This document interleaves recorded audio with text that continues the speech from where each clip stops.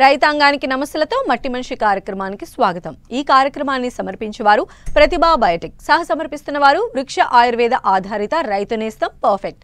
ముందుగా కార్యక్రమంలోని ముఖ్యాంశాలు.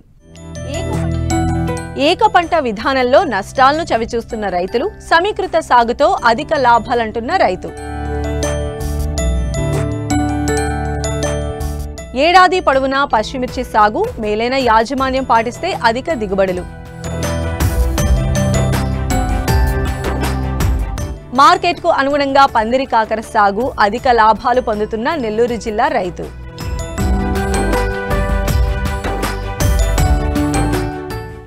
ఆలోచన ఆవిష్కరణగా మారింది. పంటల మీద చేసిన ప్రయోగం ఫలించింది. అందివచ్చిన అవకాశాన్ని సద్వినియోగం చేసుకుని సాగు చేస్తే అన్నదాతకు కష్టాల ఊసే ఉండదు. సాంప్రదాయ పంటలపైనే ఆధారపడకుండా మిశ్రమ పంటలు సాగు విధానం చేపడితే రైతుల అభివృద్ధికి అడుగులు పడతాయి. దీన్నే తూచా తప్పకుండా పాటిస్తూ నెల నెల మంచి ఆదాయం పొందుతున్నారు ఏలూరు జిల్లాకు చెందిన ఓ యువ రైతు. మరి ఆయన సాగు చేస్తున్న విధానాలు ఏంటో మనము తెలుసుకుందాం.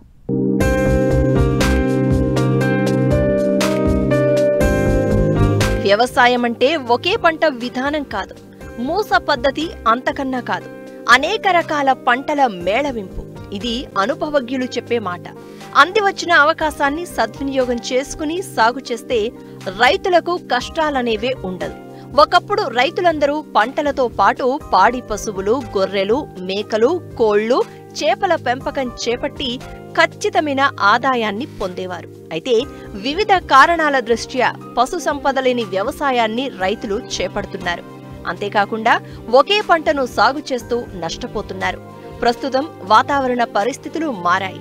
వర్షం అనుకున్న సమయానికి కావలసినంత కురవడం లేదు. కమతాలు కూడా చిన్న చిన్నవిగా అయిపోయి ఆశించిన స్థాయిలో ఆహార భద్రత, ఆదాయం లభించడం లేదు. మారుతున్న కాలానుగుణంగా వ్యవసాయం అనుబంధ రంగాలను ఎంచుకుని కలగలుపుగా వ్యవసాయం చేపట్టాలి. ఇందులో ఒక వ్యవస్థ నుండి లభించే ఉత్పత్తులు, వ్యర్థాలు మరో వ్యవస్థకు వనరులుగా మారి పెట్టుబడులుగా ఉపయోగపడతాయి. ఇది గమనించిన ఏలూరు జిల్లా ఉంగుటూరు మండలం ఎల్లపల్లి గ్రామానికి చెందిన రైతు రాజేంద్ర ప్రసాద్ ఎకరంలో సమీకృత వ్యవసాయం చేపట్టారు. 30 సెంట్లలో చేపల చెరువు తవ్వించారు. చెరువు గట్టుపై అనేక రకాల పండ్ల మొక్కలు, కూరగాయలు సాగు చేస్తున్నారు. ఆ పక్కనే వరి సాగు చేస్తున్నారు. ఇలా అనేక పంటల కలయికతో ఎకరంలో సమీకృత వ్యవసాయం చేస్తూ నెలకు 60,000 ఆదాయం పొందుతూ పలువురికి ఆదర్శంగా నిలుస్తున్నారు. సొంత గ్రామం వచ్చి మా నాన్నగారు ఆల్రెడీ వ్యవసాయం చేస్తున్నారండి. ఆయన దగ్గర నుంచి కొన్ని మెలకువలు నేర్చుకుని ప్రకృతి వ్యవసాయం చేయడం మొదలు పెట్టానండి.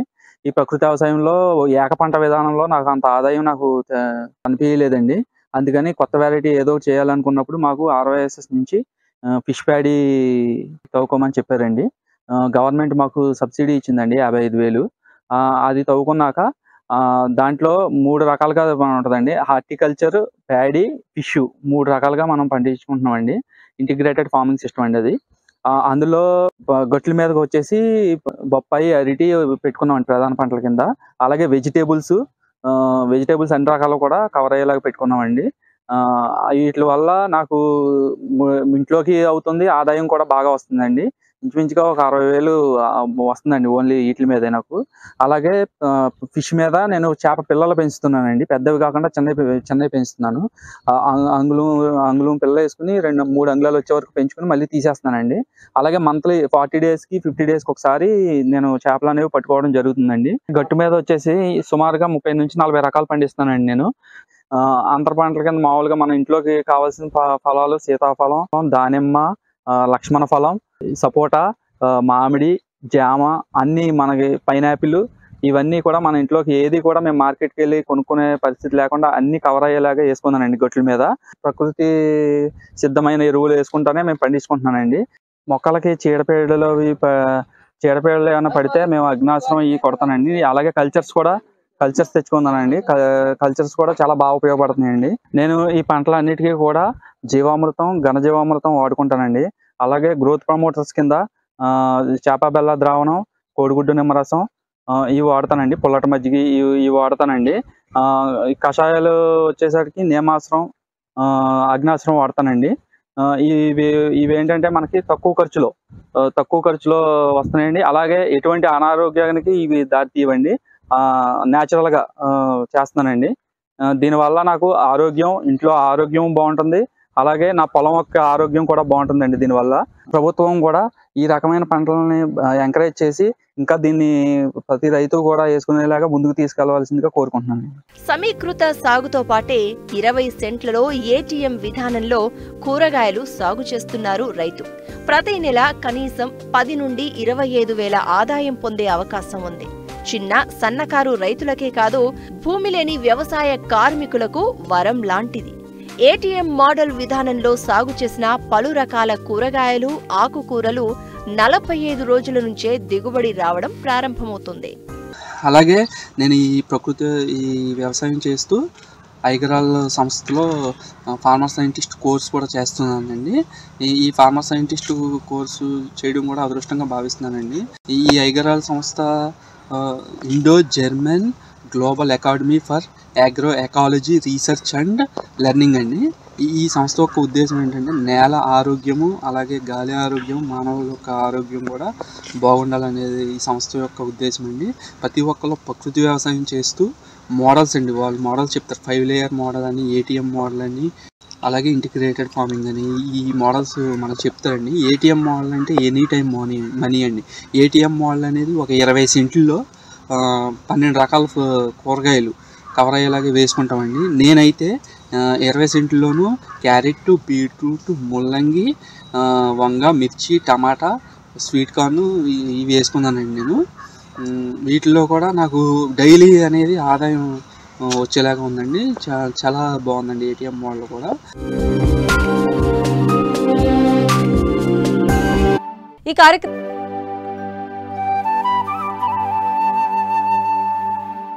ఏడాది పొడవునా సాగులో ఉండే కూరగాయ పచ్చిమిరప. వాణిజ్య సరళిలో ఎండుమిరపను ఖరీఫ్, రబీ కాలాల్లో నాటితే పచ్చిమిరపను అన్ని కాలాల్లోనూ సాగు చేస్తున్నారు. అధిక దిగుబడినిచ్చే హైబ్రిడ్ రకాలు అందుబాటు వల్ల రైతులు ఎకరాకు 12 నుంచి 20 టన్నుల దిగుబడి తీసే అవకాశం ఏర్పడింది. పచ్చిమిరపలో అధిక దిగుబడికి తోడ్పడే యాజమాన్యం, చీడపీడలను అధిగమించేందుకు పాటించాల్సిన జాగ్రత్తల గురించి ఇప్పుడు తెలుసుకుందాం.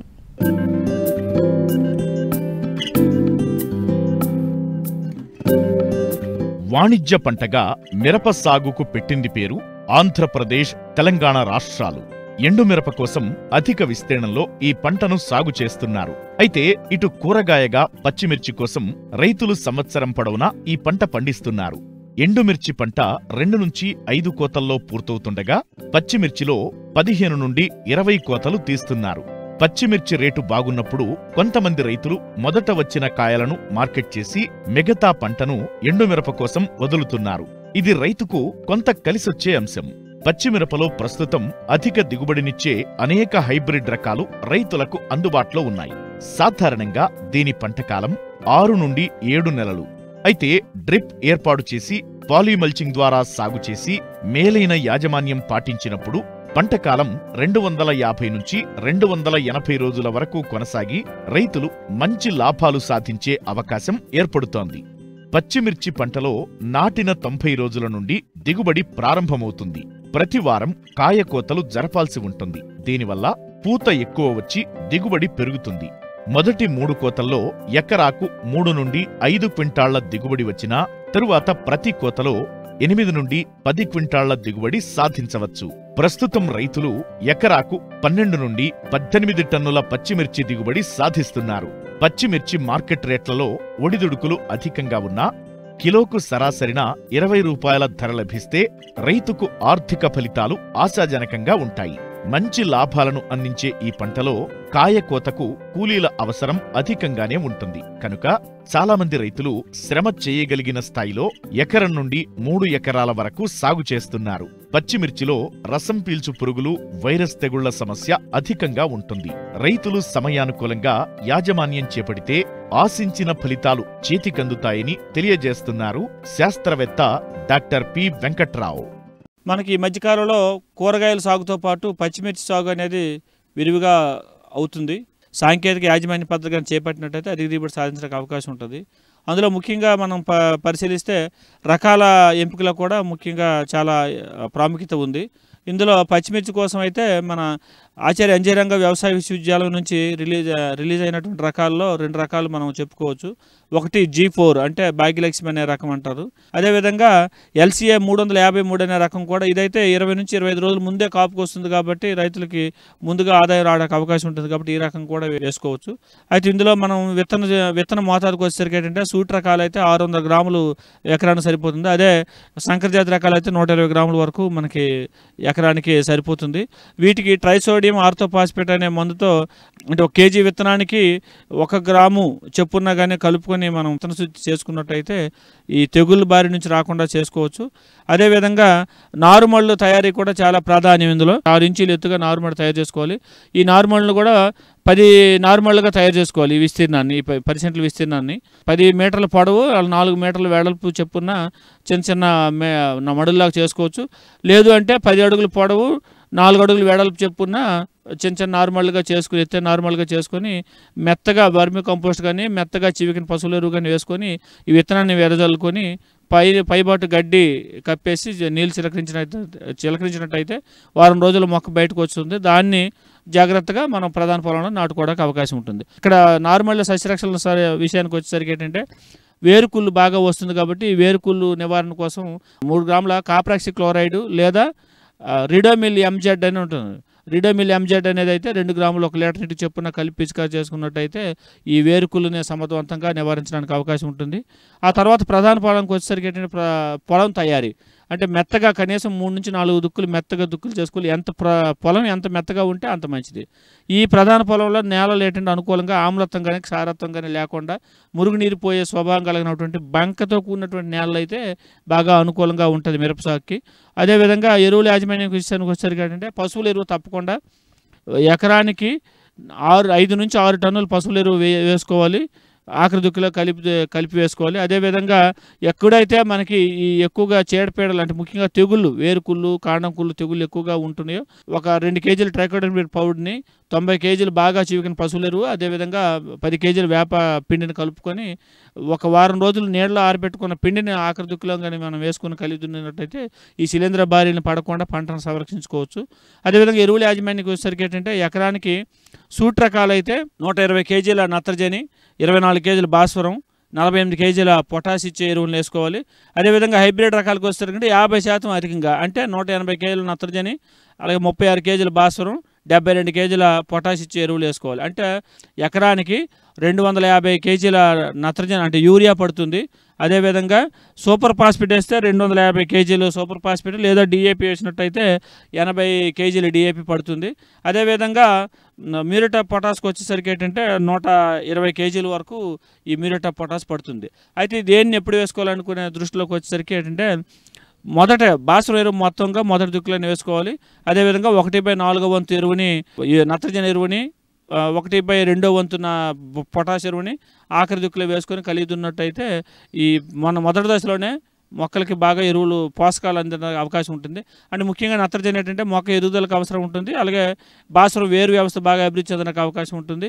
అదేవిధంగా మనకి కలుపు యాజమాన్యానికి వచ్చేసరికి ఏంటంటే 25 నుంచి 30 రోజుల వయసులో ఉన్న నారును నాటుకోవాలి. ప్రధాన పొలంలో నాటే ముందు 24 గంటల నుంచి 48 గంటల ముందుగా పెండిమిథిలిన్ అనే మందుని 1 లీటర్న్నర ఎకరానికి 200 లీటర్లు కలుపుకొని ఎకరానికి మనం పిచికారి చేసుకున్నట్టయితే అన్ని రకాల గడ్డి కలుపును రానివ్వకుండా నివారించుకోవచ్చు. అదేవిధంగా నాటిన తర్వాత 25 నుంచి 30 రోజుల వయసులో గడ్డి జాతి కలుపుని అంటే తుంగ గరికి చిప్పిర వంటి గడ్డి జాతి కలుపుని 25 నుంచి 30 రోజుల్లో క్వైజలోపాపితాల్ అనే మందుని 2 మిల్లీలీటర్ లీటర్ నీటికి చొప్పున కలుపుకొని పిచికారి చేసుకున్నట్టయితే దీన్ని నివారించుకోవడానికి అవకాశం ఉంటుంది. సమగ్ర పోషక యాజమాన్యం పచ్చిమిర్చి పంట ఆరోగ్యకరమైన పెరుగుదలకు ఊతంగా నిలుస్తోంది. ఇటు చీడపీడల బెడద ఎక్కువ, ప్రధానంగా రసం పీల్చు పురుగుల బెడద వల్ల తోటల్లో వైరస్ వ్యాప్తి చెందే ప్రమాదముంది. ముఖ్యంగా ఆకుముడత తెగుళ్లను సకాలంలో అరికడితే వైరస్ను పూర్తిగా అధిగమించవచ్చని సూచిస్తున్నారు శాస్త్రవేత్త. మనకి చీడపీడల విషయానికి వచ్చేసరికి ఏంటంటే ఈ ఆకుముడత పురుగు రసం పీల్చే పురుగుల బెడద ఎక్కువగా ఉంటుంది మిరపలో. ముఖ్యంగా ఆకుముడత పురుగు, ఆకుముడత అంటే ముఖ్యంగా పై ముడత అంటాం. అంటే పై ముడత తామర పురుగుల వల్ల ఎక్కువగా వస్తుంది కాబట్టి ఈ పై ముడత అనేది ఎప్పుడు ఎక్కువగా ఉంటుంది మిరపలో మనం సాధారణంగా గమనిస్తే. దీని నివారణ కోసం ముందు జాగ్రత్త చర్యగానే ఈ నారుని 1 లీటర్ నీటికి 10 మిల్లీ లీటర్ల ఇమిడాక్లోప్రిడ్, 10 గ్రాముల కార్బెండజోల్ చొప్పున కలుపుకొని ఒక నార్మడి ఉడక ముందు నారుని ఒక 12 నుంచి 24 గంటల కాలం ఉంచినట్టయితే నెక్స్ట్ రోజు కానీ మనం నాట్లు వేసుకున్నట్టయితే తప్పకుండా ఈ రసం పీల్చే పురుగు బెడద నుంచి కనీసం 20 నుంచి 25 రోజుల వరకు దాన్ని నివారించుకోవచ్చు. దీని నివారణ కోసం పిప్రోనిల్ అనే మందులు అంటే రీజెంట్ అని మార్కెట్లో దొరుకుతుంది. దాన్ని అయితే 1 లీటర్ నీటికి 2 మిల్లీలీటర్లు చొప్పున పిచికారీ చేసుకోవాలి. అదేవిధంగా అంతర్కృషి చేస్తున్నప్పుడు కూడా ఈ పిప్రోనిల్ గుళికలను ఎకరానికి 10 కేజీలు చొప్పున మనం అంతర్కృషి చేసేటప్పుడు కూడా అంటే నాగలతో దున్నేటప్పుడు నాగల సాలుల్లో వేసుకున్నట్టయితే ఈ రసం పీల్చే పురుగు ముఖ్యంగా ఈ తామర పురుగు బెడదను నివారించుకోవచ్చు. ఇంకొక పురుగు ఏంటంటే మనకి ఈ రసం పీల్చే పురుగుల్లో నల్లి కూడా, ఎర్ర నల్లి కూడా ఎక్కువగా రావడం జరుగుతుంది. ఈ నల్లి రావడం వల్ల ఏంటంటే ఇందాక చెప్పుకున్న దానికి వ్యతిరేకంగా ఆకులు కిందకి ముడుచుకొని ఉంటాయి, పైకి కాకుండా కిందకి ముడుచుకొని ఉంటాయి. అదేవిధంగా ఈ నెల అంటే పైకి కొద్ది పొడవుగా సాగి ఉంటుంది కాబట్టి దీని నివారణ కోసం ఏంటంటే నీటిలో కరిగే గంధకం 1 లీటర్ నీటికి 3 గ్రాములు చొప్పున కలిపి పిచికారీ చేసుకున్నట్టయితే ఈ ఎర్రనల్లి బారి నుంచి కూడా పంటను రక్షించుకోవచ్చు. ఇంకా అసలైన విషయం ఏంటంటే పొగాకు లద్దె పురుగు అనేది చాలా తీవ్రంగా మనకి వ్యాపిస్తూ ఉంటుంది. ఎసిపేట్ అనే మందుని కానీ 1.5 గ్రాములు చొప్పున పిచికారీ చేసుకోవచ్చు. ఇంకా ఉధృతిగా ఎక్కువగా ఉన్నట్టయితే లార్విన్ థయోడికార్బ్ అనే మందు దొరుకుతుంది. అది అయితే 1 గ్రాము, లేదా ఫ్లూబెండమైడ్ అనే మందు కూడా మనకి మార్కెట్లో ఫేమ్ అనే పేరుతో దొరుకుతుంది. ఇటువంటి పేర్లతో దొరుకుతుంది. అదైతే 1 లీటర్ నీటికి 0.3 ml అంటే ఎకరానికి 60 మిల్లీలీటర్లు చొప్పున మనం పిచికారీ చేసుకున్నట్టయితే ఈ పొగాకు లద్దె పురుగును సమర్థవంతంగా నివారించవచ్చు. అదేవిధంగా ఈ పురుగులన్నింటి కూడా మనం సమగ్ర సస్యరక్షణ చర్యలు అనేది చాలా ప్రాధాన్యం. తామర పురుగుల నివారణ కోసం నీలిరంగు అట్లు అంటే పసుపు గ్రీజుతో పూసినటువంటి పసుపు నీలిరంగు అట్లు కానీ పెట్టుకున్నట్టయితే రసం పీల్చే పురుగుల నుంచి రక్షించవచ్చు. ఈ జాగ్రత్తలు తీసుకొని అధిక దిగుబడులు సాధిస్తారని కోరుతున్నాం. మట్టి మనిషి కార్యక్రమంలో మరో చిన్న విరామం.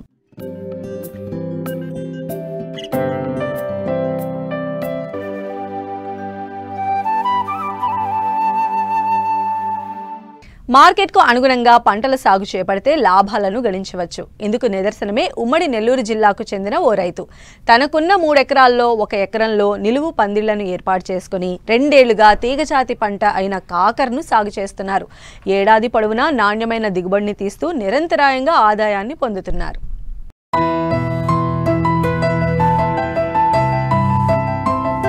కాకర అనగానే అందరికీ చేదు గుర్తుకొస్తుంది. కానీ పందిరి జాతి కూరగాయల్లో కాకరకు విశిష్టమైన స్థానం ఉంది.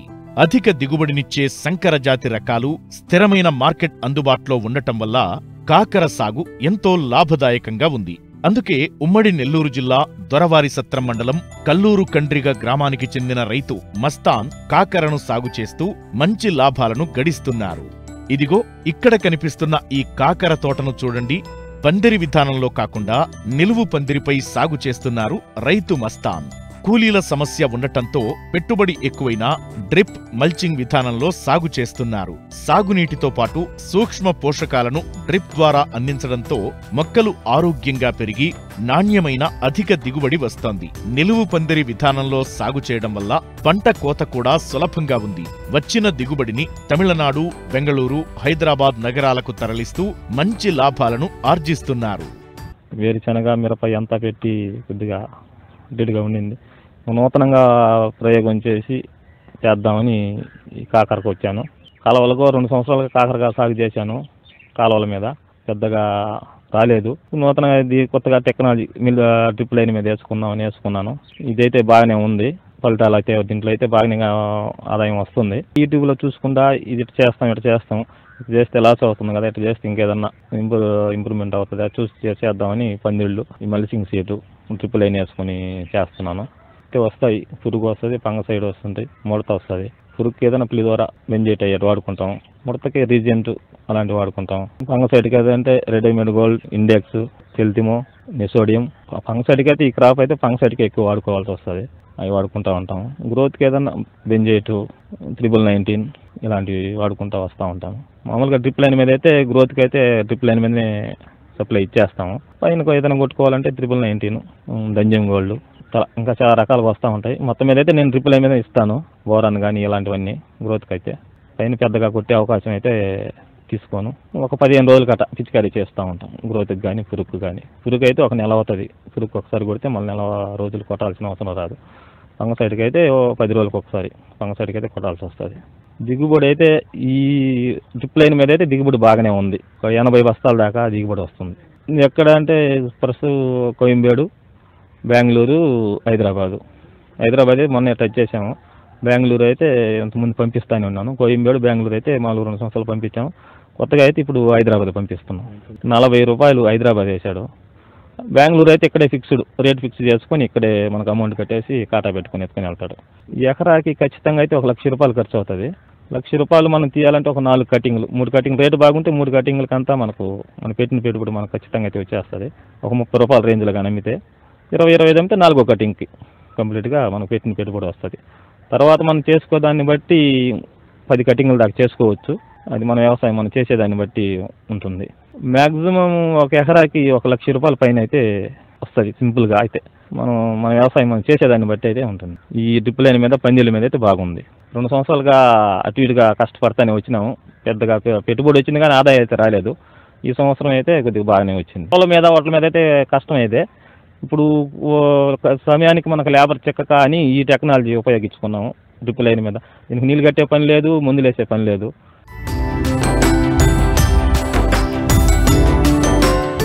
మరిన్ని ఆసక్తికరమైన విశేషాలతో ప్రతిభా బయోటెక్ సమర్పిస్తున్న వారు వృక్ష ఆయుర్వేద ఆధారిత రైతు నేస్తం పర్ఫెక్ట్ మట్టి మనిషి కార్యక్రమంలో మళ్ళీ కలుసుకుందాం.